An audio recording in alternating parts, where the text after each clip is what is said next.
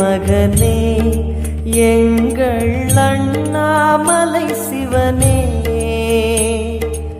ஆடிய பாதத்தில் ஓரிடம் வேண்டும், ஆடிய பாதத்தில் ஓரிடம் வேண்டும்.